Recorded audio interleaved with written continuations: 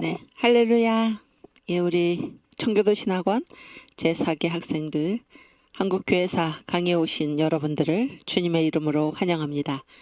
이제 저와 함께 기도하심으로 우리 강의 시작하겠습니다.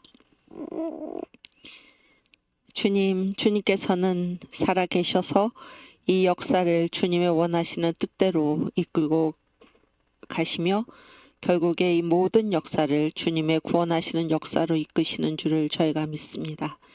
하나님, 저희가 지난 주에 4월 10일 총선을 치르고 어제 주일 예배를 잘 드리고 오늘 이 자리에 우리 신학을 공부하기 위해서 함께 모였습니다. 주님께서 저희들의 심령을 감찰하시고 다 아시는 바 되시오니 주여, 저희들 주님 앞에 언제나 회개하는 심령으로 겸손히 서게 하여 주시옵소서. 자기의 일을 그르치고 마음으로 하나님을 원망하는 어리석은 자들이 한 사람도 없도록 주께서 인도하여 주시옵소서. 아버지 하나님, 이번 4.10 총선을 통하여 주님께서 역사하시는 그 역사가 우리 눈에 드러나지는 않지만은 하나님께서는 반드시 저희들을 이끌어 주님께서 원하시는 길로, 더 좋은 아름다운 길로 저희들을 이끄심을 믿습니다. 끝까지 우리 주님을 믿고 저희들 주님 앞에 겸손히 엎드려 주님의 뜻에 순종하지 못한 죄를 회개하여 주시고 대장 되신 우리 주님을 따라서, 또 주님께서 친히 세우신 정광 목사님을 따라서 함께 한 떡이 되고 하나가 되어 한 영으로 뭉쳐서 반드시 이 체제 전쟁에서 승리할 수 있도록 인도하여 주시옵소서. 아버지 하나님, 남을 탓하기 전에 저희들의 불성실을 하나님 돌아보게 하여 주시고 저희들이 좀 더 주님을 위해 열심히 싸우지 못한 것을 회개하오니 주여 용서하여 주시옵소서. 정광 목사님, 주님께서 붙들어 주시고 성령 충만하게 하여 주시오며 오늘도 또한 가시는 곳마다 주의 이름으로 승리가 일어나게 하여 주시고 승리하게 하여 주시고, 아버지 하나님, 이 대한민국의 심각한 하나님 위기 속에 있사오니 주여 긍휼히 여기시고 어리석은 국민들의 지각이 깨어나게 하여 주시고, 아버지 하나님, 이 나라가 저 중북 주사파의 손에 넘어가게 된 이 사실을 직시하여 다 광화문 이승만 광장으로 몰려나와 이 나라를 지킬 수 있도록 주께서 인도하여 주시옵소서. 잠들어 있는 한국교회를 주께서 불쌍히 여기시고, 아버지 하나님, 목사들, 전도사들, 이 직분자들, 또 평신도들이 다 깨어 일어나서 우리 주님 앞에 영광 돌릴 수 있도록 주께서 인도하여 주시옵소서. 하나님의 자리에다가 하나님과 함께 다른 것을 함께 두고 섬기는 어리석은 백성들이 한 사람도 없도록 주께서 인도하여 주시고, 우리 마음속에 주님의 자리를 차지하고 있는 온갖 것들을 다 몰아내어 하나님 사탄의 노예가 되지 않게 하여 주시고 우리 주님의 종들이 되도록 주여 저희들을 붙들어 주시옵소서. 이 시간 한국교회사 강의를 시작하는 첫 시간입니다. 마치는 시간까지 우리 주의 성령께서 함께하여 주시옵시며 우리가 마침내 주님의 말씀으로 주님의 영으로 하나님 승리하게 하여 주시고 주의 보혈의 공로로 승리하여 하나님 이 대한민국을 선교 한국으로 만드는 귀한 일에 저희가 쓰임받을 수 있도록 주께서 인도하여 주시고 이 시간을 붙들어 주시옵소서. 감사하며 예수님의 이름으로 기도하옵나이다. 아멘. 네, 우리 사도신경으로 신앙 고백하겠습니다. 전능하사 천지를 만드신 하나님 아버지를 내가 믿사오며 그 외아들 우리 주 예수 그리스도를 믿사오니 이는 성령으로 잉태하사 동정녀 마리아에게 나시고 본디오 빌라도에게 고난을 받으사 십자가에 못 박혀 죽으시고 장사한 지 사흘 만에 죽은 자 가운데서 다시 살아나시며 하늘에 오르사 전능하신 하나님 우편에 앉아 계시다가 저리로서 산자와 죽은 자를 심판하러 오시리라. 성령을 믿사오며 거룩한 공회와 성도가 서로 교통하는 것과 죄를 사하여 주시는 것과 몸이 다시 사는 것과 영원히 사는 것을 믿사옵나이다. 아멘. 네. 예, 오늘 우리 일찍이 실시간 채팅에 들어오신 여러분들을 환영합니다.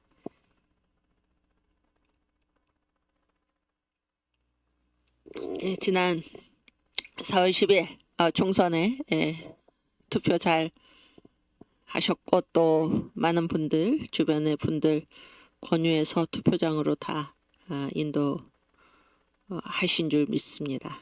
예.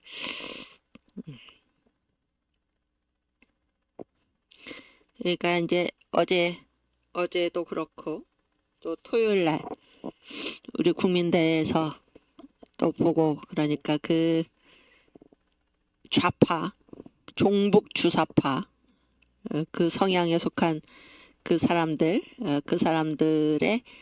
찍은 표가 1550만 그리고 우리 우파 저 이준석의 개혁신당까지 이쪽으로 집어넣어서 계산한 거는 1206만인가요?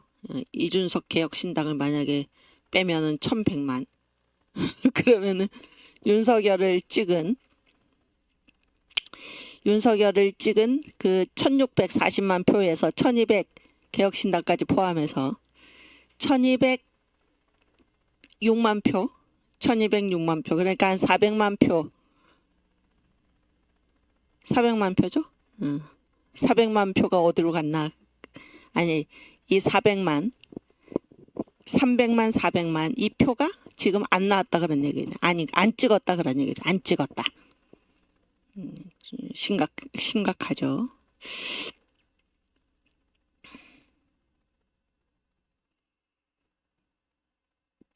그러니까 이 사람들 중에는 어떠한 일이 닥쳤을 때 예를 들어서 지금 우리나라가 이 커다란 체제 전쟁의 위기 속에 있을 때에도 나는 이 정치꾼들이 하는 짓을 보고 있지 않니 도저히 비위가 상하고 맞지 않아서 나는 아예 투표를 거부하겠다. 그런 사람들 뭐 자기 나름의 논리로 그렇게 행동을 했지만은 그 사람들이 만약에 이 나라가 지금 망해 없어져 버리면 그 사람들이 그 책임에서 자유로울 수 있을까 하는 생각입니다.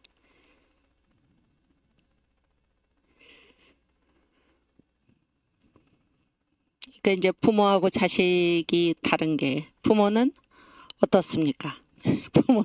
부모는 자기 비위에 맞지 않는다 그래도 끝까지 책임지고 가는 게 부모 아닙니까?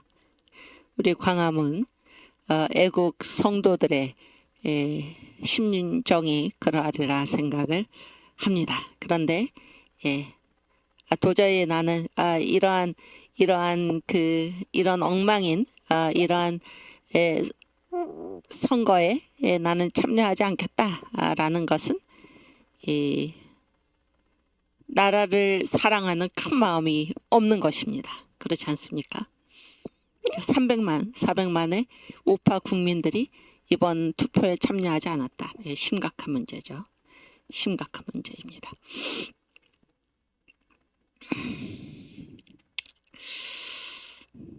그래서 제가 아는 분들도 이렇게 수없이 이제 그 카톡을 보내고 그러니까 그동안에는 이제 반응들이 없다가 이 나라 이 체제의 심각성을 이제 깨닫고 저에게 이제 이렇게 그 응답을 보내신 분들도 많아요.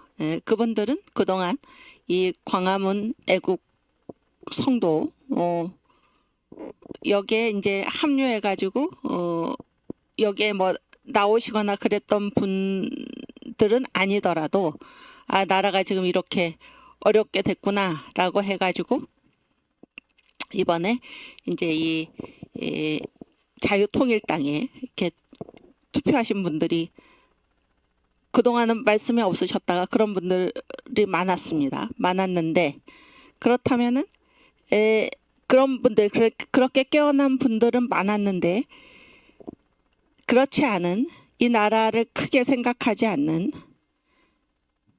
예를 들어서 저 그 군소 우파 정당들 같은 정당들 자기 주장을 앞세우면서 협력하지 않는 거죠. 나라의 큰 틀을 보지 못하는 것입니다. 큰 틀을 보지 못하는 거예요. 또 그러한 국민들 투표에 나오지 않는 그러한 우파 국민들이 그렇게 많았다라는 사실이 굉장히 조금 충격적이고 그러나 누가 더 이 일을 책임자의 자세로 다가서야 하겠습니까? 결국 우리밖에 없다라는 생각이 듭니다. 그래서 우리가 더 열심히 일하고 더 열심히 전하고 이번에 이렇게 자유통일당을 찍었다가 이게 그동안 참여를 안 하다가 이 위급함을 깨닫고 또 이 자유통일당의 모든 어떤 그 노선이 옳다라고 생각을 해서 여기에 동참했던 많은 분들은 또 많은 실망을 했을 수도 있죠. 실제로 우리 스스로도 얼마나 충격이었습니까? 그렇죠.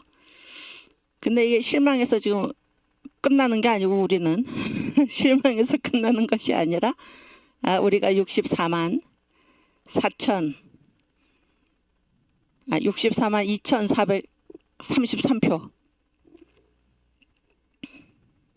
우리나라 군대보다도 숫자가 많고 저 출애굽한 이스라엘 백성들보다도 더 숫자가 많은 이 사람들이 일어났다 하는 이 사실을 우리가 소중하게 여기고 이러한 조직이 없습니다. 그래서 우리가 끝까지 싸워서 반드시 이 나라를 예수한국 복음통일, 자유통일 이루고 선교한국의 길로 나아가야 할 줄로 믿습니다.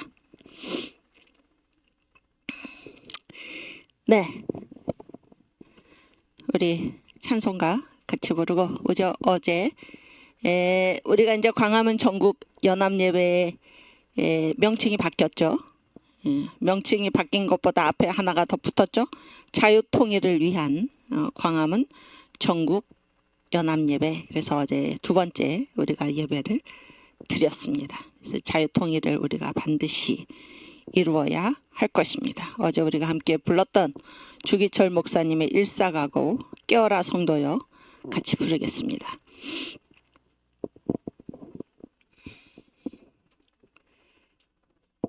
여기 그 외국에서 오셔서 투표하신 분도 계시네요.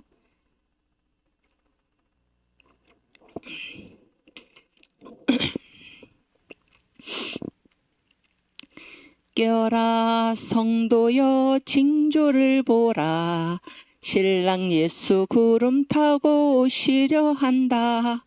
환난과 핍박이 날 기다리니 믿음으로 이길 준비 어서 합시다. 깨어라 주재림 가깝다. 주를 위해 살다가 주 위해 죽자. 우리의 힘으로는 옳게 못 살고 내 신앙 가지고는 순교 못하니 성령 권능 나에게 충만케 하사 성경대로 살다가 죽게 하소서. 깨어라 주재림 가깝다. 주를 위해 살다가 주 위해 죽자. 마귀는 내 믿음을 빼앗으려고 사망 권세 가지고서 위협을 하나. 강하고 담대하여 두려워 말라. 승리자 예수님이 나의 편이다. 깨어라 주재림 가깝다. 주를 위해 살다가 주 위해 죽자. 주님의 이름 위에 옥에 갇히고 가진 고생 다 하다가 죽을지라도 십자가의 큰 은혜 생각할 때에 아직도 내 고생이 부족하도다 깨어라. 주재림 가깝다. 주를 위해 살다가 주의해 죽자. 성경과 기도로 무기 삼으니 불타는 나의 소원 일사가고픈 죽도록 싸우다가 쓰러진 후에 천국의 영광집에 편히 쉬리라. 깨어라. 주재림 가깝다. 주를 위해 살다가 주의해 죽자. 주를 위해 살다가 주의해 죽자. 아멘. 주여 감사합니다. 아멘. 네. 제가 지난 시간에 이승만 대통령께서 말씀하신 그때 당시에 독립정신을 쓰시면서, 그때가 1904년이죠. 아직 나라가 없어지기 전인데, 이때 이제 독립정신을 다 쓰셨죠. 감옥 안에서 독립정신을 다 탈고를 이제 하셨는데, 이때 이제 사람마다 자기의 잘못을 깨달아야 한다. 2번이 그렇습니다. 이하 51일까지 있죠. 51항목까지 있는데, 사람마다 자기의 잘못을 깨달아야 한다가 두 번째입니다. 두 번째인데, 거기에 왜 지금 이 나라가 다 망하게 생겼는데, 그때 당시에 왜 사람들이 목숨을 바쳐서 이 일에 나서지 않는가? 첫째, 내가 목숨을 바쳐서 이 나라의 독립을 위해서 일을 했는데 남들이 나를 뒤따르는 자가 없으면, 뒤따르는 자가 없을까봐 나는 목숨 바쳐서 일하지 않겠다, 그런 얘기죠. 두 번째 핑계는 무엇인가? 두 번째 그들이 하는 말은 무엇인가? 내가 이게 첫 번째는 이제 알아주지 않으면, 남들이 안 알아주면, 내가 목숨을 바쳤는데 알아주지 않으면은 알아주지 않을까봐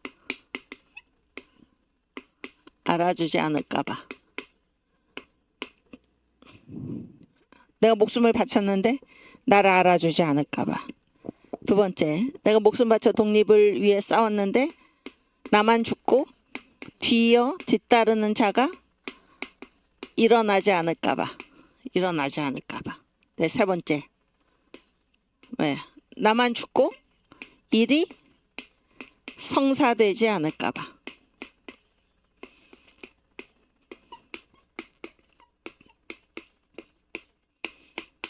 여기에 지금 다 뭐 할까봐죠. 이게 뭐예요? 이게 지옥의 언어죠. 지옥의 언어. 뭐 할까봐. 예, 두려움에 사로잡혀가지고. 그래서 그런 핑계로 나는 이 일에 나서지 않겠다. 오카테이프에서, 지옥에서 계속해서 들리는 말이 뭐예요? 때문에 할걸, 그럴걸.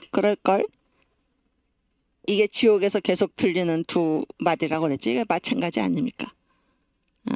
혹시 내가 목숨을 바쳐서 내가 죽었는데 남들이 나를 알아주지 않을까봐, 내가 죽기까지 싸웠는데 내 뒤를 따르는 자가 아무도 없을까봐, 내가 죽기까지 했는데 내가 외치던 일이 이루어지지 않을까봐, 그래서 나는 독립을 위해서 나서지 못하겠노라. 지금도 마찬가지죠. 지금도 마찬가지인데, 이거는 뭐예요? 지금 이 나라가 망하게 생겼는데 이것을 알면서도 나서지 않는 자들의 문제라면은, 이번에 드러난 또 한 가지 문제는, 이러한 문제들 외에 이번에 드러난 또 한 가지 문제는 무엇입니까? 순종하지 않는 것입니다.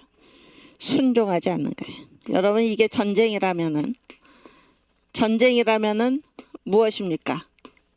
전쟁에서는 누구의 말을 들어야 되나요? 총대장의 말을 들어야 하는 것입니다. 총사령관의 말을 들어야 하는 것입니다. 자기 멋대로 군사가 자기 멋대로 행해서는 되지 않는 것입니다. 그렇죠? 많은 자유우파 국민들이 이번에 자유통일당을 반드시 찍어야 된다.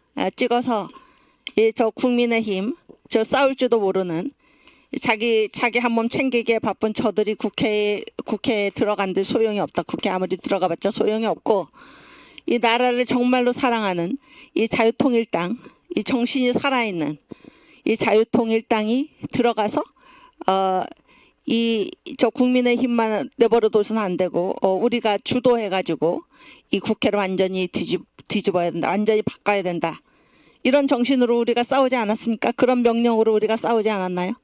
그런데 자기의 판단에 한동훈이가 나서서 무슨 개헌선이 무너진다 그러니까 자기의 판단에 그러다가 국민의힘이 무너지면 어떻게 할까?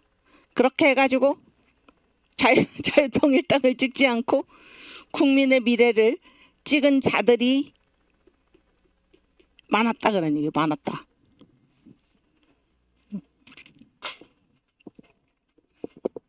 어느 정도 많았나?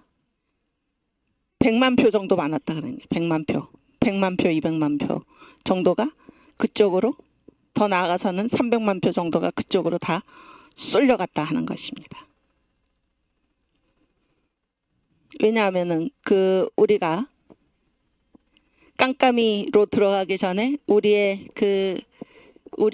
뭐야 이게 여론조사에서 우리의 투표율이 얼마 6%까지 갔죠. 리얼미터 우리를 좋아하지 않는 그 리얼미터라는 그 기관에서 발표한 여론조사가 그때 한 번만 한 게 아니라 3.2%인가 4%에서부터 쭉 상승세로 우리가 치고 올라가서 6%까지 도달했던 걸 우리가 봤는데 그러면은 몇 명이 나와야 돼. 그럼 몇 명이 나와야 됩니까? 그런데 그 표가 6%면은 몇 명이 나와야 돼. 우리의 숫자가 그 표만큼 우리가 2.26인가 지금 나왔는데 그 차이만큼 어디로 갔냐면은 국민의 미래로 간 것입니다. 국민의 미래 쪽으로 간 것이에요. 그리고 이 62만 4,233명은 지역구는 다 누구를 찍었겠습니까? 당연히 국민의 힘을 찍지 않았겠습니까? 그러니까 그러한 일은 무엇인가? 총사령관의 말을 듣지 않는 것입니다. 자기가 더 똑똑해서 자기가 판단해가지고 이러다가 저 국민의 힘이 망하면 어떻게 할까? 그렇게 해서 들어가도 싸울지도 모르고 대통령을 탄핵시키는 데 동조하는 저들을 우리 손으로 찍어줬다. 이처럼 어리석은 일이 어디에 있습니까?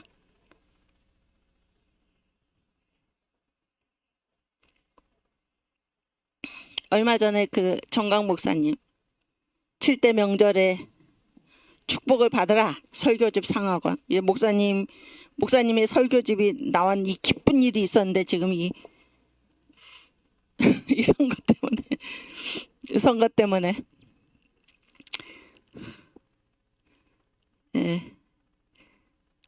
어쨌든 그런데 그 7대 명절에 그 축복을 받으라 설교집 여러분은 반드시 구매해서 보시고 널리 권해주시기 바랍니다. 이게 복음에 바로 서야 되죠. 복음에 바로 서야 됩니다. 어제 광화문 이승만 광장에서 인간이란 무엇인가? 여러분 인간이 그렇게 영과 혼과 육으로 되어 있다라고 한국교회 강단에서 어떤 목사님이 외치는 것을 들어보셨습니까? 정강 목사님이 성경을 관통하는 이러한 그 전 목사님의 설교 말씀 모세가 쓰고 바울이 해석한 그 성경이 2000년 만에 전 목사님을 통해서 열리게 돼서 하나님이 성경을 기록하셨을 때의 그 의도를 이제 우리가 목사님을 통해서 목사님이 그러니까 성경 전체를 아주 꿰뚫어 가지고 알 날이 있는 이렇게 지금 성경을 전체로 보시는 것입니다. 전체로. 이런 놀라운 복음의 말씀인데 복음의 메시지인데 우리가 이 목사님의 설교집을 우리 스스로도 읽고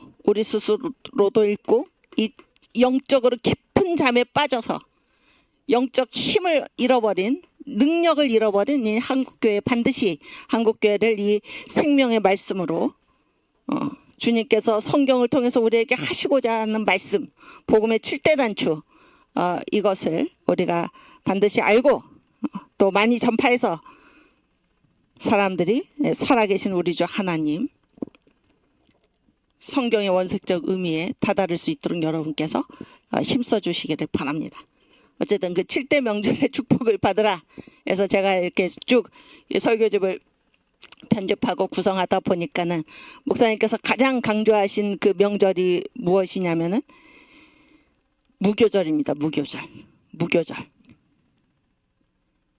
목사님이 가장 좋아하시는 그 성경 말씀이 무엇입니까? 목사님의 말씀. 이거는 내 성경, 나의 성경 구절이니까 아무도 이거를 자기 구절로 해서는 안 된다. 빌려주겠다. 이렇게까지 말씀하신 그 구절이 고린도전서 4장 6절이죠. 우리 한번 찾아볼까요?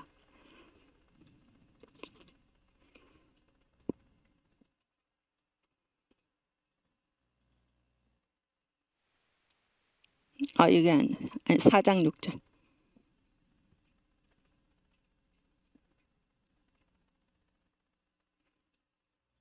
이게 아닌데? 어디 갔어? 11절. 아니야. 이게 아니에요. 4장 4절인가? 4절. 아닌데. 미안해. 갑자기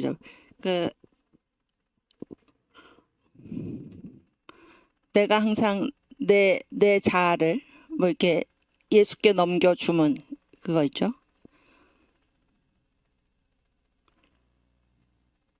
나중에 찾고. 오케이. 그래서 이 무교절을 가장 중요하게 생각을 하시는데 고린도 후서 4장 11절인가요? 한번 찾아보세요. 무교절을 가장 중요하게 생각을 하시는데 거기에 이 무교절이 무엇입니까? 바로 순종입니다. 순종. 뭐를 내려놓는 거예요? 지정의를 내려놓는 것이고 그렇지. 맞아. 고린도후서 4장 11절. 예. 우리 산자가 항상 예수를 위하여 죽음에 넘기움은 예수의 생명이 또한 우리 죽을 육체에 나타나게 하려 함이니라. 아멘. 그래서 여기서 우리 산자라는 것은 자아의 생명입니다. 자아의 생명. 우리의 혼적 생명. 지정의죠. 지정의. 어제 목사님이 이 혼적 생명이 뭐라고 그랬지? 지정의라고 그랬잖아요. 이 지정의를 내려놓지 않는 것입니다. 이 7대 명절의 축복을 받으라 해서 목사님이 가장 강조하셨던 부분이 바로 이 무교절입니다. 무교절. 제가 이렇게 7대 명절을 쭉 편집을 하다 보니까 무교절 이후로 강조하신 게 무엇인가? 바로 오순절입니다. 오순절.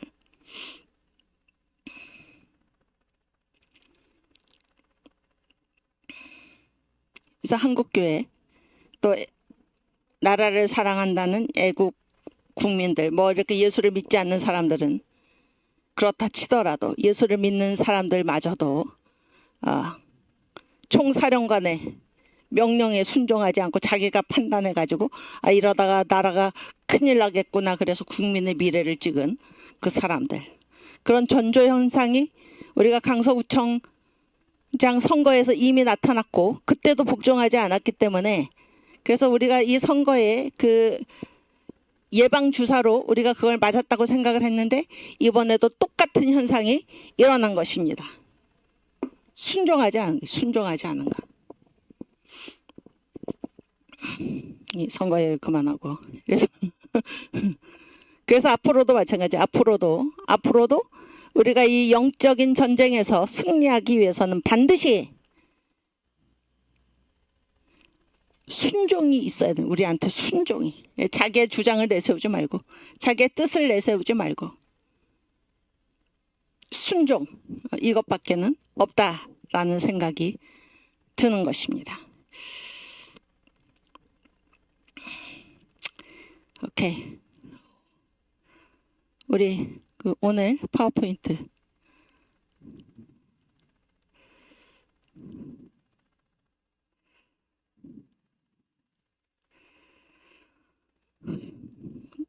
네.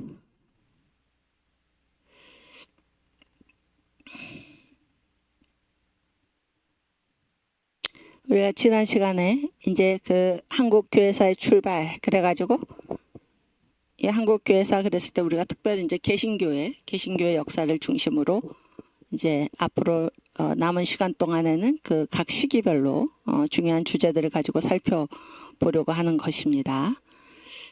그래서 이제 한국 교회사의 출발 그랬을 때 선교사 알렌이 들어왔죠. 1884년에. 그리고 1885년에 언더우드 아펜젤라가 들어왔는데 이때를 우리가 선교 초기의 한국교회를 1885년의 한국교회 이렇게 얘기를 합니다. 우리가 이렇게 보면은 이제 민경배 교수님, 이 한국기독교회사를 쓰신 민경배 교수님께서 한국교회사를 연구하다 보니까 묘하게도 이 10년 단위로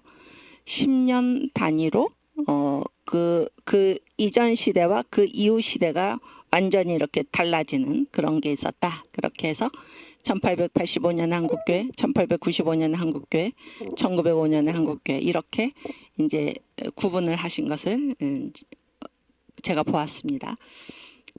이 1885년의 한국교회는 이제 선교 초기의 한국교회예요. 그래서 여기에서는 크게 이제 세 가지 주제를 우리가 다루도록 하겠는데 지난 시간에 우리가 주제 하나는 공부를 했었죠. 한국교회에서의 출발. 또 이 시간에는 한국에 온 선교사들, 선교 초기 한국교회 이렇게 공부를 하도록 하겠습니다. 네. 그 다음 장. 그래서 지난 시간에 우리가 했죠. 선교와 구도, 아가페 엔데로스 구조가 그래서 이 한국의 이제 카톨릭 교회, 천주교회는 몇 년에 시작이 됐다고 얘기를 합니까? 1784년에 어떤 사건을 기점으로 하는가? 이승훈이라는 사람이 중국에 가서 세례를 받았어요. 세례가 무엇인가? 세례를 받는다는 게 뭐예요? 신도가 된 거죠.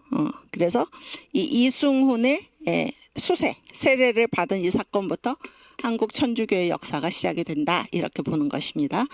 그 다음에 한국 개신교의 역사는 1884년 선교사 알렌의 입국에서부터 한국 개신교의 역사가 시작이 됐다. 이렇게 보는 거예요.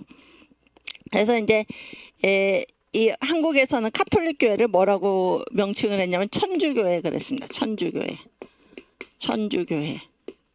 그리고 그 개신교회를 뭐라고 명칭을 불렀냐면 예수교회 이렇게 불렀습니다. 예수교회. 야소교 한문으로 이거는 천주교 이렇게 불렀죠. 천주교. 그래서 이 두 교회가 다 이게 선교로부터 시작이 됐는가 아니면은 선교보다 먼저 우리가 구원의 길을 찾아 나서는 구도의 과정이 있었는가? 그랬을 때 한국 교회사는 천주교든지 개신교든지 다 선교 이전에 선교라는 건 뭐예요? 선교사가 들어와 가지고 막 이렇게 복음을 전하는 거잖아요. 선교하기 전에 선교사가 들어와서 복음을 전하기 전에 먼저 이쪽에서 한국에서 복음을 찾아가지고 이 세상으로 세계로 바깥으로 한국 바깥으로 왜냐하면 지금 한국이 망하게 생겼기 때문에 천주교의 경우에는 특별히 그 앞에 다 조선시대죠. 특별히 그 앞에 임진왜란 1592년에 그 다음에 1636년에 병자호란 이 두 커다란 난을 겪으면서 둘 다 우리가 오랑캐라고 생각했던 일본에 또 오랑캐라고 생각했던 청나라에 당한 거죠. 당한 것입니다. 그래서 우리한테 정말로 힘이 없구나. 그래서 어떻게 하면 우리가 힘을 키울 수 있을까? 그렇게 해서 우리나라 안에는 한국을 구원할 그런 소망이 없는 거예요. 그런 힘이 없는 것입니다. 그래서 이 힘을 얻기 위해 가지고 어디에서 우리가 이 힘을 얻을 수 있을까? 무엇이 우리나라를 구해줄 수 있을까라고 해서 이 힘을 찾아서 나선 것입니다. 그렇죠? 개신교회가 이제 1884년에 선교사 알렌의 입국으로부터 개신교회의 시작을 보는데, 그런데 그 이전에 이미 1870년대 초에 한국인 서상윤, 백홍준, 이응찬 이런 사람들이 우리나라가 지금 망하게 생긴 거예요. 이때도 우리나라가 망하게 생긴 이때에 이 살 길을 찾아서 바깥으로 간 것입니다. 무엇이 우리나라를 구할 수 있을까? 이렇게 해서 바깥으로 나간 거예요. 그래서 제가 지금 말씀드리는 것은 우리나라의 경우에는 그것이 카톨릭 교회든지 천주교회든지 개신교회, 예수교회든지 선교사가 와가지고 비로소 예수를 알게 되고 예수를 믿은 것이 아니라 선교사가 오기 전에 이 안에서 우리나라 안에서 무엇이 우리나라를 구원해 줄 것인가, 이 구원의 길을 찾아가지고 바깥으로 나갔다 그런 거예요. 그래서 구도가 먼저 있었다는 거예요. 구도가 먼저 있었다. 선교가 이루어지기 전에 구도가 먼저 있었다. 이것이 특징이다 그런 얘기예요. 이해가 되시죠?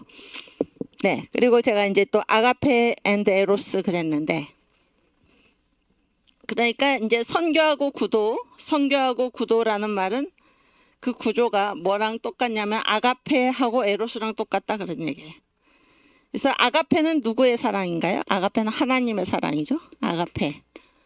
구도는 뭐예요? 에로스지. 에로스는 인간의 사랑이죠.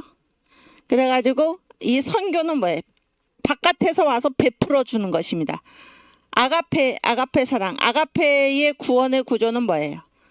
우리가 찾아 나서는 게 아니라 로마서 5장 8절의 말씀대로 우리가 아직 죄인 되었을 때 하나님께서 우리를 위하여 예수께서 인간으로 오셔가지고 우리를 위하여 죽으신 것입니다. 이게 아가페죠. 그러니까 이거는 우리가 구원의 길을 찾아 나서는 것이 아니라 하나님이 하늘에서 내려오셔서 인간으로 오셔서 우리를 찾아오셔서 우리를 구원해 주시는 거예요. 아가페적인 구조입니다. 그렇죠? 이거는 위에서부터 하늘에서부터 땅으로 임하는 것입니다. 땅으로. 그런데 에로스는 뭐예요? 에로스적인 구원은 뭐예요? 에로스적인 구원은 인간이 구원을 찾아서 땅에서부터 하늘로 거슬러 올라가는 이런 구조입니다. 이게 에로스적인 구원의 방향인데, 구도가 바로 그런 거죠. 구도가. 그러니까 여기서 무엇이 우리를 살릴 것인가, 그렇게 해서 우리가 구원을 찾아서 나선 것이다 그런 얘기예요. 이해가 되시죠? 그래서 한국의 경우에 그 출발은 둘 다 선교 이전의 구도였고, 바깥에서 선교사들이 와가지고 비로소 복음을 전해준 것이 아니라 이 안에서부터 구원을 찾아서 바깥으로 나갔다 하는 그런 얘기를 지금 하는 것입니다. 이해가 되시죠? 오케이. 다시 올려주세요. 그래서 선교는 아가페적인 구원의 방향이고 구도는 에로스적인 구원의 방향인데, 우리의 출발은 다 구도였다. 구도. 우리가 찾아 나섰다는 거예요. 선교사가 올 때까지 가만히 앉아서 기다린 게 아니라 우리가 찾아 나섰다. 이것이 다른 점입니다. 다른 교회의 역사하고는. 그 다음. 그래서 개신교회든지 천주교회든지 예수교회든지 천주교회든지 다 구도로 찾아 나섰어요. 그런데 구도로 찾아가 가지고 만난 게, 천주교회는 뭐를 만났나? 무엇이 우리를 구원해 줄 것인가? 그렇게 해서 나간 거를 구도라고 그러죠. 구도. 도를 찾아 나섰는데 가서 뭐를 만났냐면 힘의 문명을 만났습니다. 그러니까 이제 뭐 중국에 가가지고 이때 뭐 중국이죠 주로. 중국에 가서 서양 선교사들을 만났는데 이 서양 선교사들을 우리가 이제 선교사는 뭐예요? 복음을 전해주는 사람이죠. 복음을 전해주는 사람. 그렇게 만나지를 않고 이 서양 문명을 가르쳐주고 어떤 기술을 가르쳐주고 이런 과학적인 지식을 가르쳐주는 그러한 사람들로 만났다 그런 얘기예요. 그래서 이 한국의 천주교회는 힘의 문명을 만난 것입니다. 그래서 우리의 죄를 사해주고 죄를 용서하시는 구세주 예수를 만난 것이 아니라 그거보다는 무엇이 이 약한 우리나라를 일으켜 세울 것인가 하는 힘의 문명으로서 기독교를 만난 것입니다. 그러니까 간단하게 말하면은 기독교를 종교로 만난 게 아니고 구원의 도로서 만난 게 아니라 우리한테 힘을 주는 문명으로서 만난 것이 이 한국 천주교회의 특징이고, 그러나 예수교회는 똑같이 구원의 길을 찾아서 이쪽에서 길을 떠났는데 가서 뭐를 만났냐면 성경을 만났습니다. 성경. 왜냐하면 이 개신교인들로서 가가지고 최초로 한 일이 뭐예요? 그러니까 선교사의 전도를 받고 예수를 믿고 가장 먼저 한 일이 무엇인가 하면은 성경을 한국어로 번역을 한 것입니다. 선교사들을 도와가지고. 그래서 예수교회는 찾아가서 복음을 만난 거예요. 성경을 만났고, 천주교회는 찾아가가지고 힘의 문명을 만났다. 이것이 굉장한 차이입니다. 오케이, 그다음. 그래서 이 소현세자가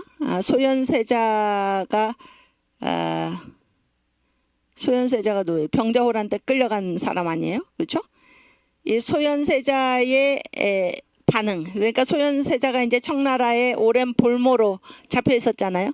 잡혀 있었는데 이제 소현세자가 한국으로 돌아간다라는 말을 듣고 그 청나라 중국에 와 있던 신부 중에 아담 샤리라는 사람이 있었어요.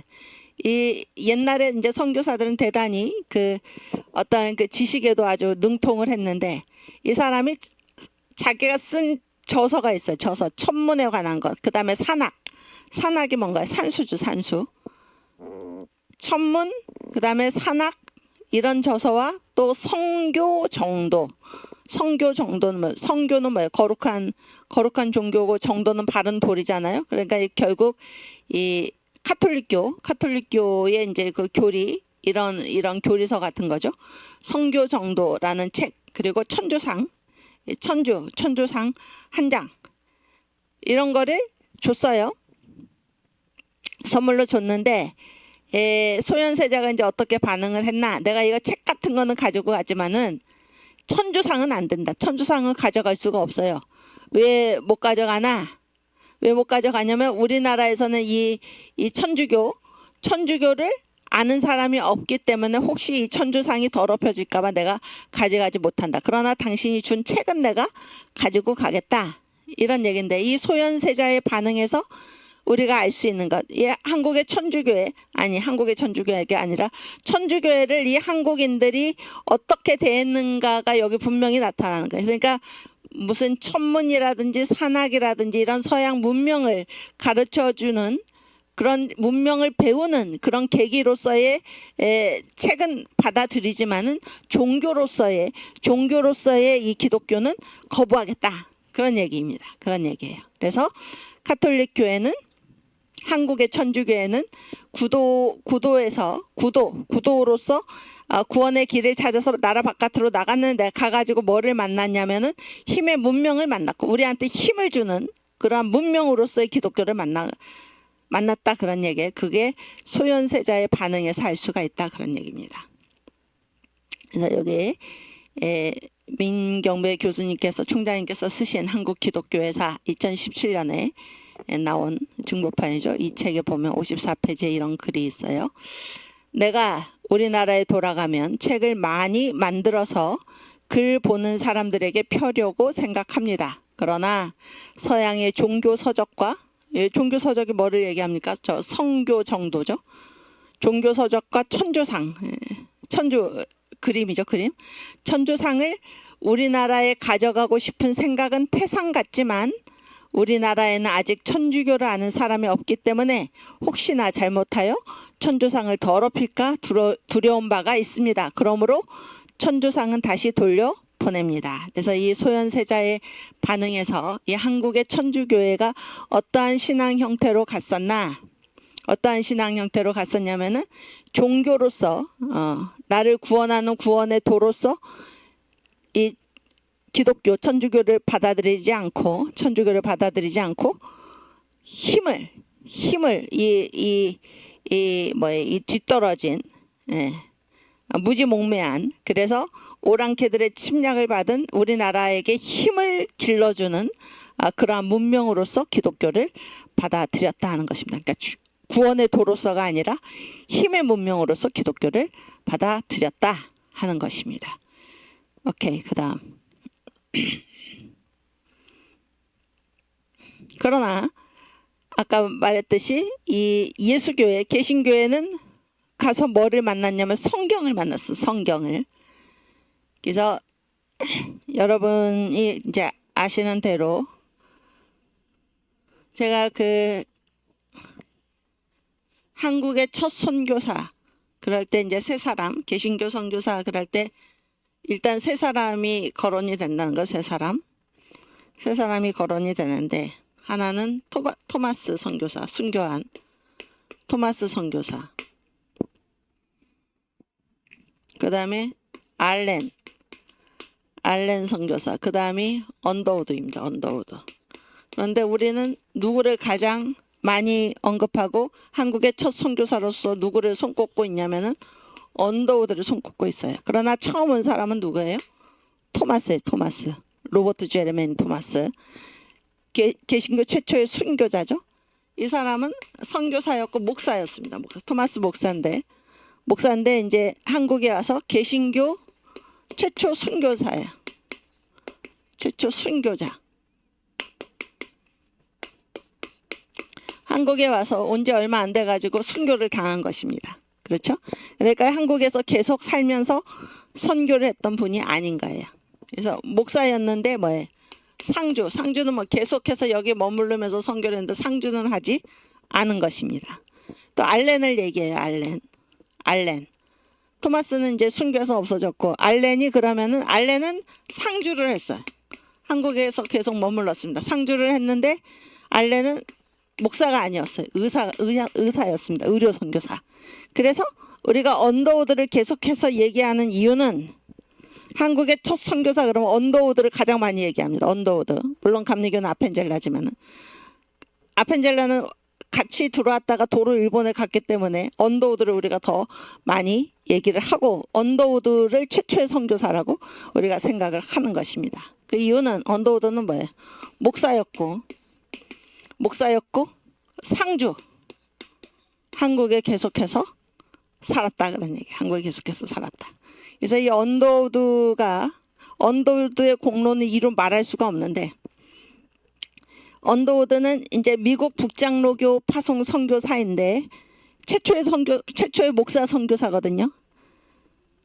복음 선교사입니다. 그래서 그 한국의 각 교파, 뭐 미국 뭐 남감리교, 뭐 북감리교, 또 저쪽에 뭐 남장로교, 이런 호주 장로교, 캐나다 장로교 다 불러온 사람이 누군가 하면 언더우드예요. 언더우드. 대단한 분이죠. 근대 한국의 천국을 건설해 갔던 그런 분이 언더우드입니다. 언더우드.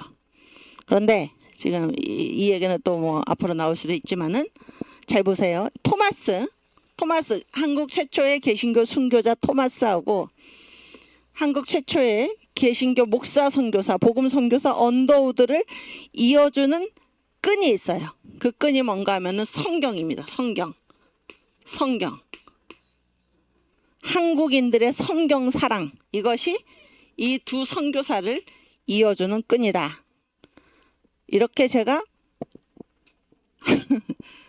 한국 장로 신문에다가 글을 쓴 게 있습니다. 한번 보여주세요. 다시. 한국 개신교 최초의 순교자 토마스와 첫 상주 목사 선교사 언더우드를 잇는 끈이 성경이다. 성경. 그것은 순교자 토마스와 선교사 언더우드를 잇는 연결고리가 되고 있었다. 더욱 엄밀하게는 한국인의 성경 사랑, 그것이 이 두 선교사가 각각 다른 때에 한국의 문을 두드릴 때 그들의 가슴 속을 꽃 같은 감동으로 휘몰아치고 있었다. 그러니까 이 토마스가 한국에 올 때, 한국에서 이제 순교했죠. 순교는 1865년이죠. 순교를 했는데 그때 왜 한국에 왔나? 한국인들의 이 성경 사랑을 보고 왔다 그런 얘기예요. 언더우드는 그로부터 한 20년 되죠. 1885년에 한국에 왔는데 한국인의 성경 사랑, 이미 한국어로 번역된 성경을 품에 안고 들어온 거예요. 그런 얘기입니다. 성경이 두 선교사를 연결해 주고 있었다. 한국인의 성경 사랑이 이 두 선교사를 이어주고 있다 그런 얘기예요.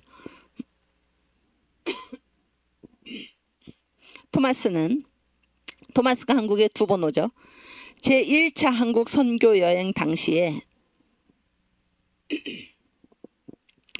서해안에서 반포한 성경, 자기가 이제 두 번째 와가지고 순교하기 전에 한 2년 전인가 몇 해 전에 이제 한국에 왔다 갔어요.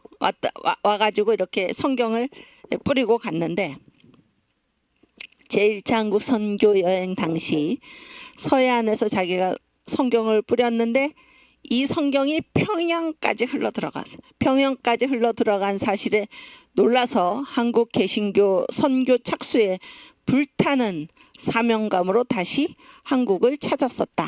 이게 무슨 말이냐면 이제 토마스가 1차로 와가지고 서해안에서 이렇게 성경을 뿌리고 갔는데 나중에 이제 이 사람이 북경에 가 있을 때 한국에서 이제 동지사 겨울에 중국 그때 뭐 중국을 대국으로 조선이 섬겼으니까 그런 동지사 일행 중에 이제 어떤 사람이 자기에게 이렇게 쪽지를 딱 이제 보여줬는데 거기에 이 책을 구할 수 있겠나 그러면서 보여줬는데 거기에 이제 그 편지를 저희 선생님께서 한국 최초의 개신교 순교자 로버트 토마스 이렇게 해서 이제 책을 펴냈습니다. 이거 여기에는 토마스가 쓴 편지, 그다음에 토마스가 받은 편지, 그다음에 뭐 런던 선교회 소속이죠. 런던 선교회에서 그에게 준 편지, 이게 모든 그 1차 기록들을 이 아주 귀중한 자료잖아요. 이거를 이제 선생님께서 그 영국에 가셨다가 이 자료들을 이제 구해가지고 그거를 다 이제 한국말로 번역을 해서 펴낸 굉장히 귀중한 그러한 책입니다. 이 책이 2019년인가 그때 나왔는데 19년이 아니지 2000 지금 갑자기 또 생각이 안 나. 2017년인가 뭐 2017년 18년 그 정도에 나왔어요. 이 책이. 제가 다음 시간에 잊어버리지 않고 와서 보여드릴게요. 한번 찾아보세요. 로버트 제르메인, 한국 최초의 개신교 순교자 로버트 제르메인 토마스 동연 출판사에서 출판된 거예요. 민경배 교수님 쓰신 편저죠. 근데 거기에 보면은 이제 그 한국 사람이 내민 쪽지에 뭐라고 써 있었냐면 그 영어로 써 있어도 영어 우리 말을 영어 음가로 이제 옮긴 것입니다. 그래서 야소교 책이 참 좋습니다. 이렇게 영어로 한글 발음을 영어로 옮겨가지고 이제 쓴 거예요. 그거를 이제 토마스가 그걸 보고 깜짝 놀란 거예요. 자기가 서해안에서 성경을 뿌렸는데 이 성경이 그냥 없어지지 않고 어디까지 가서 영향을 미쳤나, 평양까지 흘러 들어갔고, 그렇게 해서 사람들이 성경을 이토록 좋아하는구나, 이 사실을 토마스가 알고 너무너무 가슴이 벅차서 내가 이 그때 당시에 이제 이 토마스가 또 강조했던 거는 한국에 온 이 카톨릭 선교사들이 언더우드도 그런 말을 했는데 이들이 예수를 전하지 않고 로마 교황을 전하고 있다. 이렇게 언더우드가 말한 적이 있습니다. 토마스도 그의 저희 선생님께서 그 펴내신 그 토마스 1차 문헌 거기에 보면은 토마스도 그런 얘기를 많이 했어요. 지금 그래서 나는 이 천주교회가 아니라 카톨릭 교회가 아니라 내가 개신교 선교사로서 한국에 최초로 들어가리라. 이런 열심이 있었습니다. 민경배를 같이 쳐봐요. 민경배.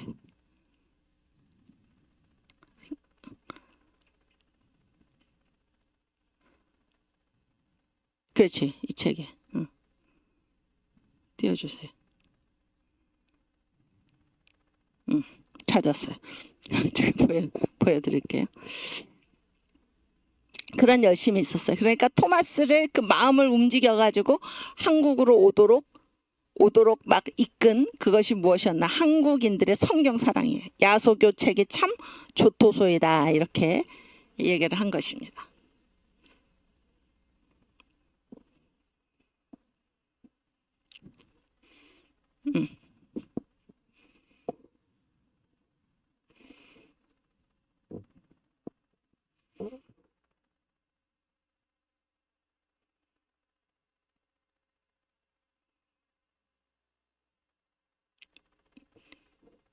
띄울 수 있어요? 그렇지. 감사합니다. 이게 이제 그 책 표지예요. 그래서 한국 최초의 개신교 순교자 로버트 J. 토마스 민경배 역금 이렇게 돼 있는데 여기에 이제 그가 주고받은 편지들, 기록들 이렇게 나와있죠. 저 위에 조그만 글씨로. 예, 이제 아주 귀중한 책입니다. 아주 귀중한 책이고 여러분도 꼭 이렇게 구해서 보시길 바랍니다. 그래서 이 토마스 선교사에 대해서 런던 선교회조차도 이 사람을 평가하지 않았어요. 그리고 이제 이 민 선생님이 저희 선생님이 그 토마스 이 자료들을 찾아서 이제 런던 선교회 그 박물관 도서관에 갔을 때 거기에 사서가 아주 이제 친절하게 그 자료들을 다 이렇게 복사할 수 있도록 해줬는데 자기가 이제 쓴 논문이다 그러면서 저희 선생님께 한 편을 줬는데 거기에 그 제목이 뭔가 하면 토마스 버릇없는 선교사 그렇게 해가지고 런던 선교회에서 이 토마스를 순교자라고 안 부르고 이 선교 본부의 명령을 듣지 않고 제멋대로 가서 한국으로 가서 물에 빠져 죽은 것 같다. 이 런던 선교의 역사에 그렇게 나와요. 2줄 정도 나옵니다. 2줄 정도. 우리나라 최초의 개신교 순교자를 그렇게 평가를 합니다. 그리고 이 사서라는 그분이 쓴 논문의 제목이 노티 버릇없는 제멋대로 한 이렇게 이제 토마스 선교사를 평가를 하는데 토마스 선교사는 왜 한국에 왔나? 제가 여기에 대해서도 논문을 썼고 이제 곧 이제 이것도 뭐 책으로 다른 여러 편의 대한 선교사 논문들과 함께 우리 연구원에서 책으로 이제 펴낼 생각인데 토마스 선교사가 왜 한국에 왔습니까? 왜 한국에 왔냐면 가서 내가 개신교 선교사로서 가가지고 성경을 전하고 예수를 전해야겠다.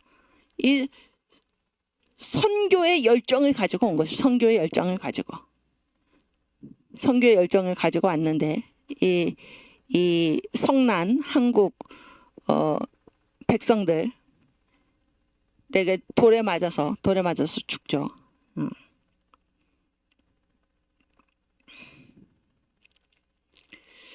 오케이. 그래서 다시 아까 파워포인트 보여주세요.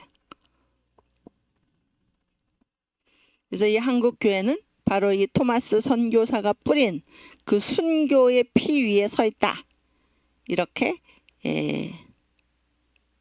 순교자의 피 위에 선 우리 한국교회 토마스 선교사의 피 위에 한국교회가 서 있다. 이렇게 한국교회 역사에서 많이 기념을 한 것입니다. 그래서 토마스는 자신이 제1차 한국 선교 여행 당시 서해안에서 반포한 성경이 평양까지 흘러 들어간 사실에 놀라서 한국 개신교 선교 착수에 불타는 사명감으로 다시 한국을 찾았었다. 그러니까 한국 사람들이 정말로 성경을 사랑하는구나. 내가 가가지고 더 복음을 여기서 개신교 내가 최초의 선교사로서 이 선교에 내가 착수해야겠다. 가서 이 성경을 더 퍼뜨려야겠다. 이런 생각으로 토마스가 온 것입니다. 토마스를 이끈 것이죠. 한국인들의 성경 사랑이. 두 번째는 언더우드인데 언더우드는 1885년이에요. 말할 수 없는 벅찬 가슴으로 이수정이 번역한 한국인이죠. 이수정이 일본에서 번역한 한글 쪽복음, 마가복음이에요. 마가복음.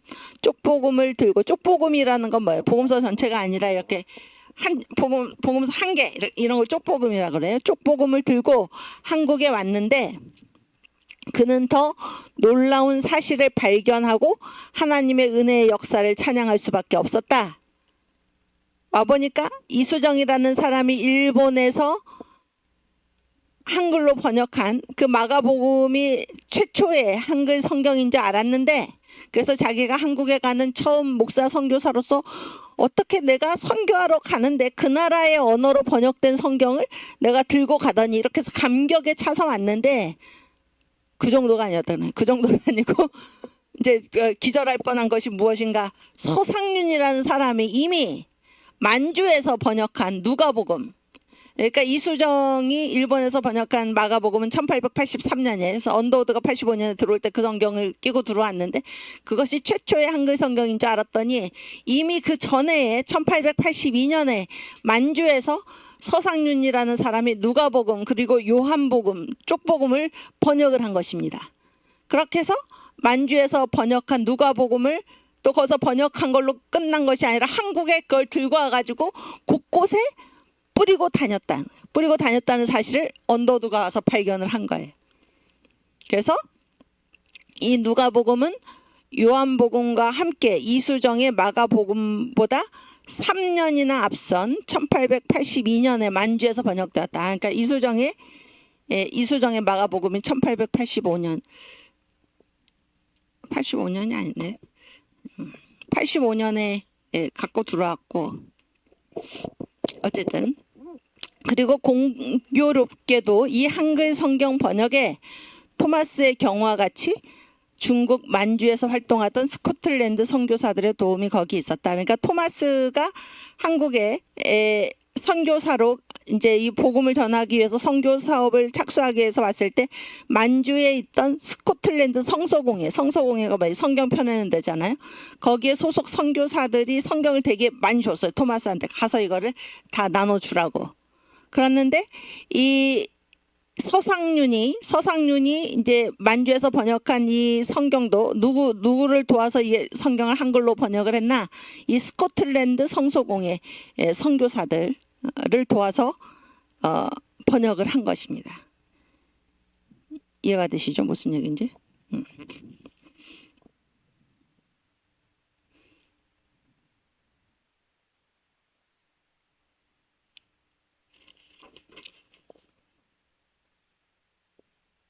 아, 맞네요. 85년에 마가복음이 번역이 된 것이에요. 85년에. 그러니까 제가 왜 헷갈렸냐면 마가복음 번역하기 전에 이제 1884년 한 해 전에 그 한문에다가 토를 다른 성경을 일단 신약 성경을 토를 다른 신약 성경을 1884년에 이수정이 펴냈고, 그리고 1885년에는 한글로 마가복음을 쪽복음을 이제 펴낸 것입니다.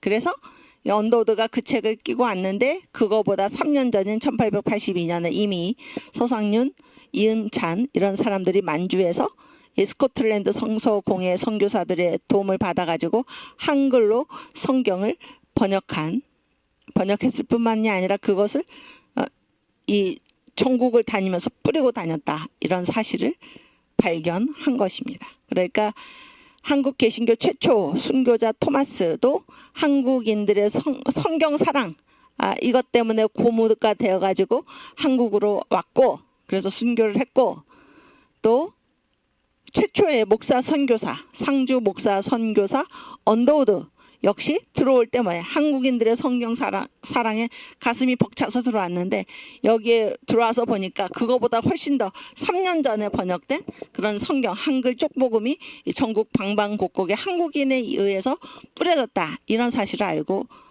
알게 되었다, 그런 얘기예요. 그러니까 이 토마스 선교사와 언더우드 선교사를 이어주는 그 끈이 무엇인가? 성경, 한국인들의 성경 사랑이다, 그런 얘기예요. 그러니까 천주교회는 구도로서 구원의 길을 찾아서 나라 바깥으로 나갔는데, 거기에서 뭐를 만났나? 힘의 문명을 만났고, 그러나 예수교인들은 똑같이 구도로서 구원의 길을 찾아 나섰는데, 가가지고 뭐를 만났나? 성경을 만났다. 이것이 천주교회와 예수교회, 한국의 천주교회와 예수교회의 차이이고, 그래서 그 이후에 전개된 양상이 전혀 달랐다 하는 것을 우리가 한 가지 선교 초기의 한국교회에서 우리가 알아야 한다, 그런 얘기예요. 그 정도로 성경은 한국교회 최심장부에 언제나 있었다, 그런 얘기예요. 그 다음 장. 그래서 한국교회 최심장부에는 항상 성경이 있었다.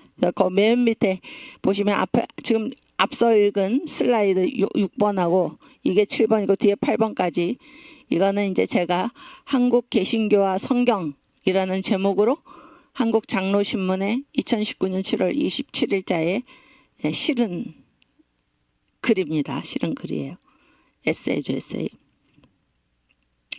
그래서 이제 한국교회 최심장부에는 항상 성경이 있었다. 그래서 한국인들은 이렇게 성경을 통해 개신교 선교사가 들어와 선교하기도 전에 벌써 복음에 인도되고 있었다. 그러니까 선교사가 와서 예수 믿으시오 하고 복음을 전하기 전에 이미 성경을 통해서 복음을 만났다, 그런 얘기예요. 이해가 되시죠? 그래서 언더우드가 이렇게까지 고백을 했어요. 나는 한국에서 선교한 게 아니다. 나는 목회를 했다. 선교는 뭐예요? 선교는 예수를 안 믿는 사람을 예수 믿게 하는 게 선교잖아요. 그러나 목회는 뭐예요? 예수를 이미 믿은 사람을 돌보는 거잖아요.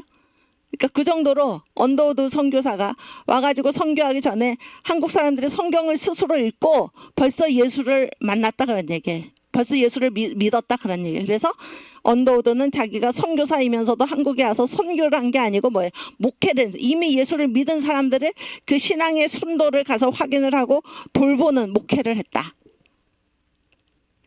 그렇게 고백할 정도다, 그런 얘기예요.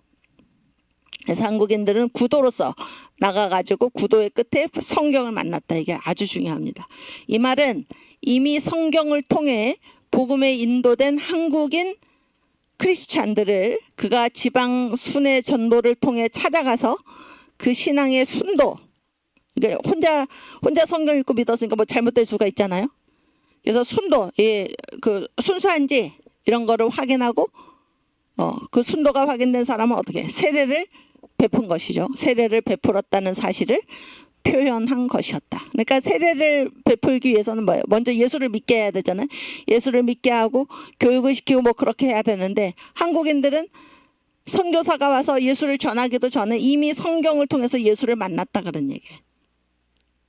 그렇게 해서 언더우드는 이제 목회를 했다, 그런 얘기예요. 선교한 게 아니고 목회를 해서 이미 성경을 통해서 복음을 알게 된 한국인들이 과연 제대로 믿는지를 확인을 하고 그런 사람들한테 뭐예요? 세례를 베풀었다 하는 것입니다. 그 정도로 이미 많은 한국인들이 첫 선교사가 들어오기 전에 성경을 알고 성경을 읽고 성경을 믿고 성경대로 살고 있었던 것이다. 그렇죠? 그 다음. 예를 들면 만주에서 누가복음을 한글로 번역한 서상륜은 자신의 고향 황해도 장년의 솔레 한문으로 쓰면 솔레가 솔이 뭔가 소나무고 내는 뭐야? 냇물이 시내죠, 시내. 소나무와 시내가 있는 그걸 한문으로는 송천, 소나무 송자에다 내천자죠. 또 구미포 이렇게 부릅니다. 구미포. 9가지가 아름다운 포고다 그런 얘기잖아요. 솔레에서 가족들과 함께 정착하고 복음을 전했어요. 이 서상윤이가 자기의 고향인 솔레에서 가족들과 함께 정착하고 복음을 전했어요. 그리고 1884년 봄에 로스 목사, 이 스코틀랜드 성서공회 소속 선교사입니다. 이 로스, 그러니까 서상윤과 함께 한글로 성경을 번역한 그 선교사인데, 이 로스 목사가 배편으로 배로 붙인 성경 6,000권 이상 6,000여 권을 받게 되면서 더더욱 성경을 전파하며, 여러분 그때 당시에 6,000여 권, 성경을 6,000여 권을 받아 대단한 거 아닙니까? 그래서 더더욱 성경을 전파하며 복음 전도에 힘쓰던 중에 바로 그 해에 1884년 봄이죠. 그 솔레에 한국인들의 손에 의해서 우리나라 최초로 교회당이 세워지는 놀라운 역사가 일어났다. 그러니까 선교사가 와서 교회 세운 게 아니고, 선교사가 오기도 전에 이미 한국인들이 복음을, 구원의 길을 찾아가서 성경을 만났고 성경을 번역하고 그 성경을 가지고 전국에 뿌리고 다니고 자기 가족들과 함께 고향에 정착해가지고 자기 그 선교사가 성경을, 자기가 번역한 성경을 붙여주니까 그거를 뿌리면서 더욱 뿌리면서 전도에 힘쓰다가 뭐까지 세운 거예요? 교회까지 세운 거예요. 교회까지. 누가? 선교사가 세운 게 아니라 한국인들이 스스로. 그리고 보세요. 그 솔레 한국인들의 손에 의해서 우리나라 최초로 교회당이 세워지는 놀라운 역사가 일어났다. 한국인 선교사가 들어오기도 전에. 성경 읽고 성경 뿌리고 전도하고 교회 세우고 다 스스로 한 일이죠. 그리고 불과 몇 해 안 되어서 이 마을 58세대 중에, 그 마을의 세대가 58세대가 있었는데 얼마가 예수를 믿었나? 50세대가 기독교가 베푸는 구원의 도리에 입교하는 감동의 대변화가 찾아왔던 것이다. 놀라운 얘기죠. 한국이 바로 이런 나라입니다. 이 놀라운 일들이 한국 개신교 첫 상주 목사 선교사 언더우드가 들어오기 한 해 전에 이미 일어나고 있었다. 그러니까 언더우드는 1885년에 들어왔는데 그 한 해 전에 이미 3년 전에 한글로 성경 번역하고 성경을 곳곳에 뿌리고 다니고 솔레라는 곳에 가서 더욱더 성경을 널리 퍼뜨리고 전도하고 교회 세우고, 그래서 58세대 중에 50세대가 예수를 믿는, 있을 수 없는 일이 이렇게 일어나는 것입니다.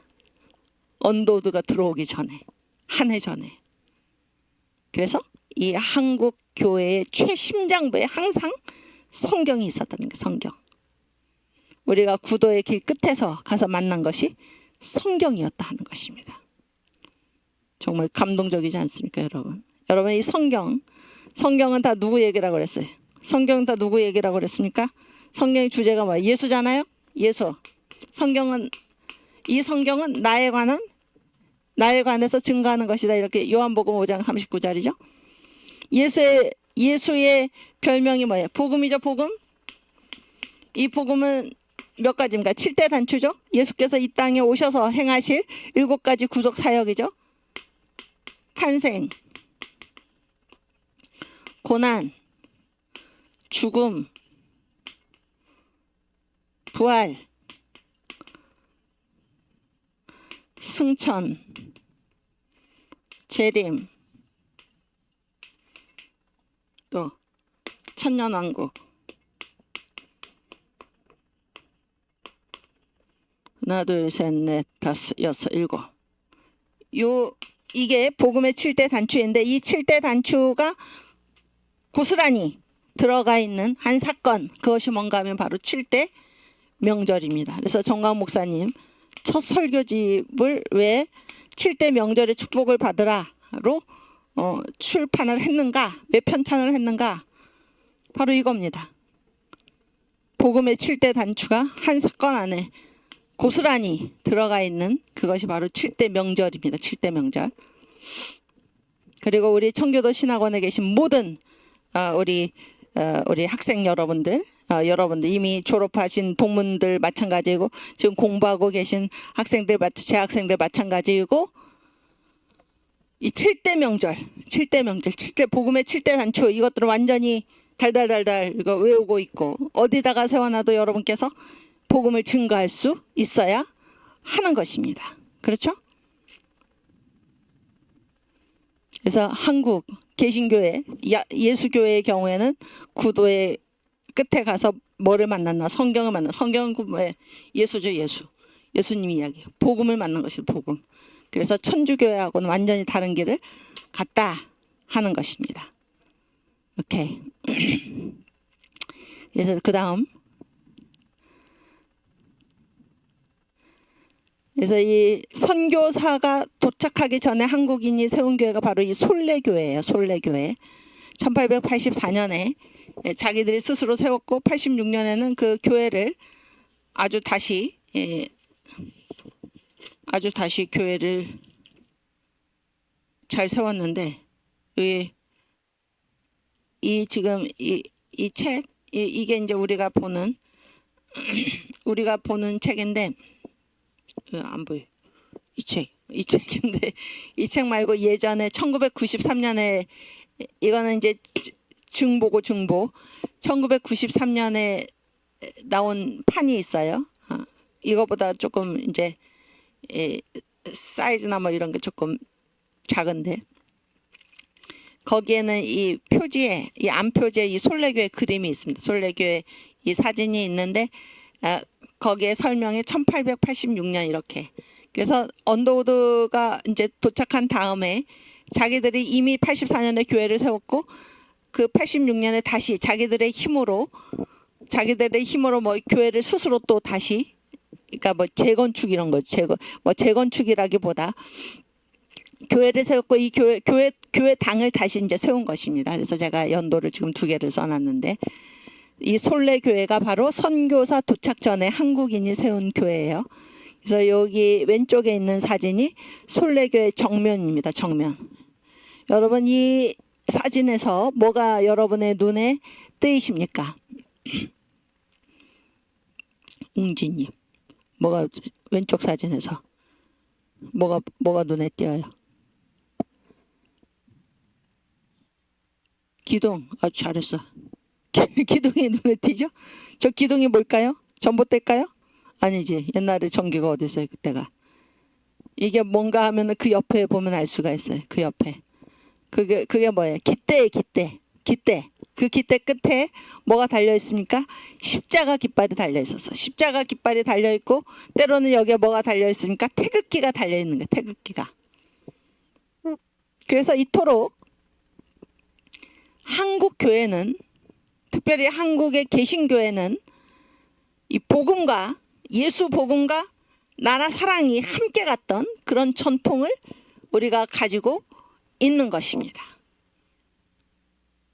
그래서 선교사들이 한국에 전도하러 올 때 이제 쭉 강을 따라서 배를 타고 쭉 들어오죠. 쭉 들어오면서 선교사들이 눈에 띈 것이 뭐예요? 집집마다 태극기가 걸려져 있다는 게 집집마다. 그 집이 뭐예요?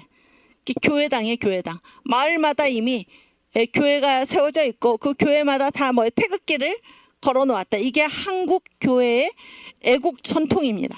그래서 예수를 믿는 사람, 예수를 사랑하는 사람은 반드시 뭐를 사랑하게 돼 있습니까? 나라를 사랑하게 돼 있어. 나라를. 네, 전 목사님 설교 가운데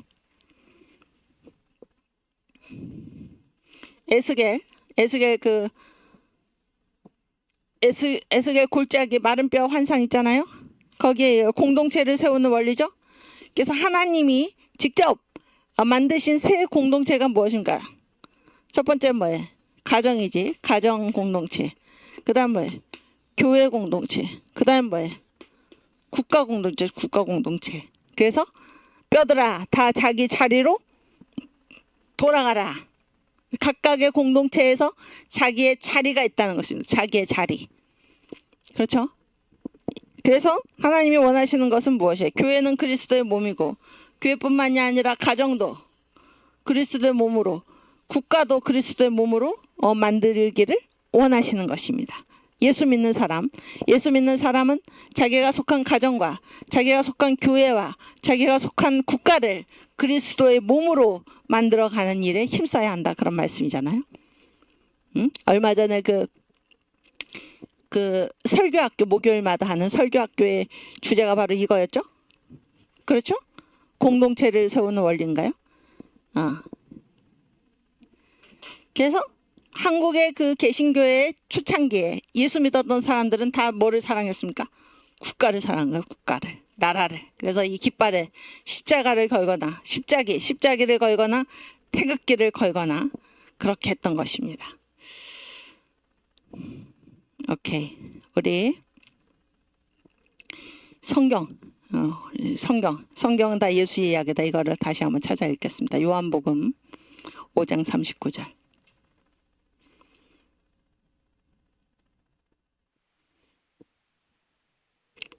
너희가 성경에서 영생을 얻는 줄 생각하고 성경을 상고하거니와 이 성경이 곧 내게 대하여 증거하는 것이로다. 아멘.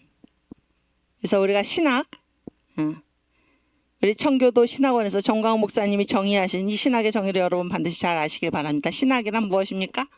하나님과 그가 지으신 피조 세계를 어떤 관점으로, 성경적 관점으로 이해하는 학문이죠.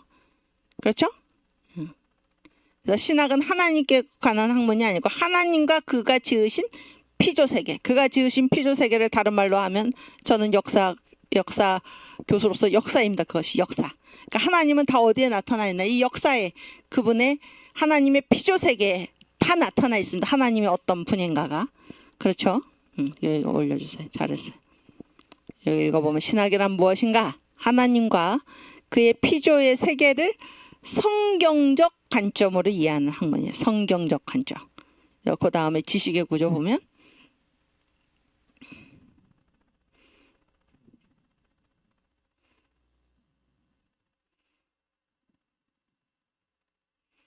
그렇지. 그래서 성경의 관점이 무엇인가? 그랬을 때 성경의 주제, 성경의 기록 목적, 성경의 내용, 이게 다 누구입니까? 다 예수입니다. 예수. 그러니까 성경의 관점으로 본다는 것은 뭐예요? 복음으로 하나님과 그의 피조의 세계를 이해하는 것. 이것이 바로 신학입니다. 아시겠죠? 그래서 성경의 주제는 우리가 방금 읽었던 요한복음 5장 39절에서 분명히 뭐라고 얘기하고 있어요? 성경은 나에 관해서 증거하는 것이다. 예수입니다. 예수. 성경의 주제는 예수예요. 성경의 기록 목적도 예수입니다. 예수를 알리기 위해서고 예수의 이름을 힘입어서 우리를 구원하시기 위한 것입니다. 요한복음 20장 31절 찾아 읽겠습니다.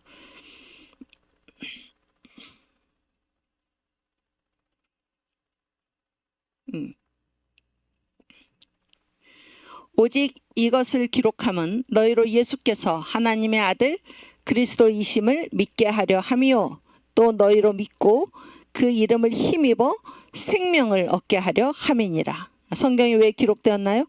예수가 하나님의 아들이시다. 예수가 구주시다. 또 우리의 구원은 오직 누구의 이름으로만, 예수의 이름으로만, 우리가 예수 이름을 힘입을 때만 구원을 얻을 수 있다. 이것이 성경의 기록 목적입니다. 예수를 알리기 위한 거예요. 성경을 기록한 것은. 그 다음에 성경의 내용 역시 예수입니다. 누가복음 24장 27절 말씀.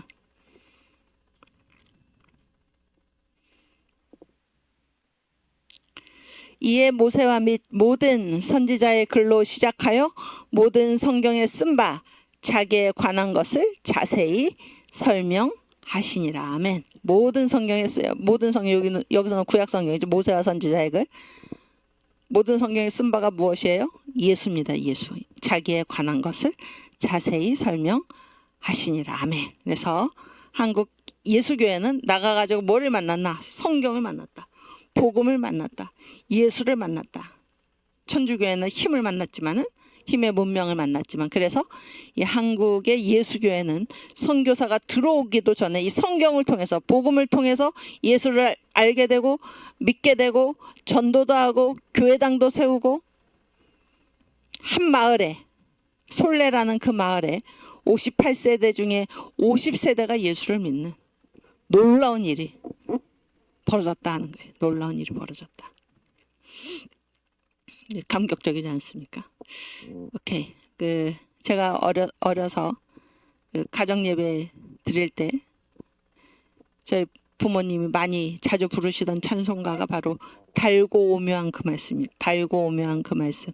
또 나의 사랑하는 이 찬송가를 굉장히 많이 불렀었는데 아주 제가 좋아했던 찬송가예요. 성경을 저는 어려서부터 정말 좋아했던 것 같아요. 성경을.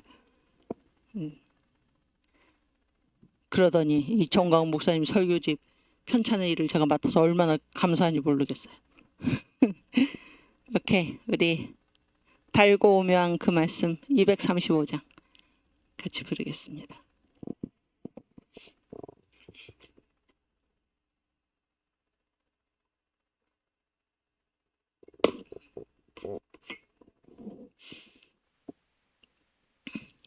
달고 묘한 그 말씀 생명의 말씀은 귀한 그 말씀 진실로 생명의 말씀이 나의 길과 믿음 밝히 보여주니 아름답고 귀한 말씀 생명샘이로다.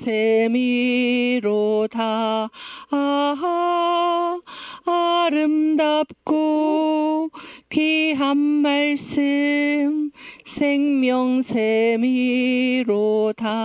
아멘. 귀한 그 말씀 내 노래 제목이 되도다. 모든 사람의 복주는 생명의 말씀을 값도 없이 받아 생명 길을 가니 아름답고 귀한 말씀 생명샘이로다.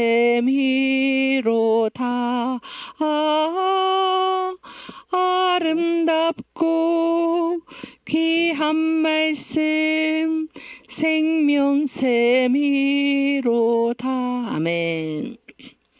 널리 울리고 퍼지는 생명의 말씀은 마음의 용서와 평안을 골고루 주나니 다만 예수 말씀 들어 복을 받네. 아름답고 귀한 말씀 생명샘이로다.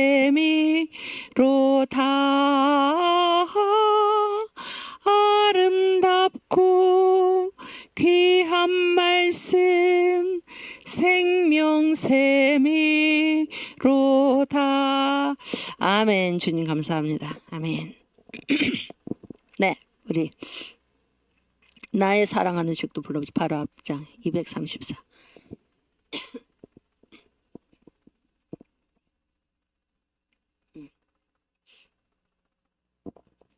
한국교회의 성경사랑을 생각하면서 우리 또 불러보겠습니다. 나의 사랑하는 책 비록 헤어졌으나 어머님의 무릎 위에 앉아서 재미있게 듣던 말 그때 일을 지금도 내가 잊지 않고 기억합니다. 귀하고 귀하다. 우리 어머님이 들려주시던 재미있게 듣던 말 이 책 중에 있으니 이 성경 심히 사랑합니다. 옛날 용맹스럽던 다니엘의 경험과 유대 임금 다윗 왕의 역사와 주의 선지 엘리야 병거 타고 하늘에 올라가던 일을 기억합니다. 귀하고 귀하다. 우리 어머님이 들려주시던 재미있게 듣던 말 이 책 중에 있으니 이 성경 심히 사랑합니다. 예수 세상 계실 때 많은 고생하시고 십자가에 달려 돌아가신 일, 어머님이 읽으며 눈물 많이 흘린 것 지금까지 내가 기억합니다. 귀하고 귀하다. 우리 어머님이 들려주시던 재미있게 듣던 말 이 책 중에 있으니 이 성경 심히 사랑합니다. 아멘. 그때 일은 지나고 나의 눈에 화나오 어머니의 말씀 기억하면서 나도 시시때때로 성경 말씀 읽으며 주의 뜻을 따라 살려 합니다. 아멘. 귀하고 귀하다. 우리 어머님이 들려주시던 재미있게 듣던 말 이 책 중에 있으니 이 성경 심히 사랑합니다. 아멘. 주님 감사합니다. 아멘. 네, 우리 기도하고 잠깐 쉬는 시간 갖겠습니다. 주님 감사합니다. 한국교회 성경 사랑을 저희가 배웠습니다. 주님, 이 성경 저희도 심히 사랑하게 하여 주시고 이 성경 우리 주님의 7대 복음을 우리 가슴속에 새기고 또 이 복음을 널리 전파하여 많은 사람들을 예수 앞으로 인도하는 우리 귀한 청교도 신학원 모든 학생과 동문들이 될 수 있도록 역사하여 주시옵소서. 감사하며 예수님의 이름으로 기도합나이다. 아멘.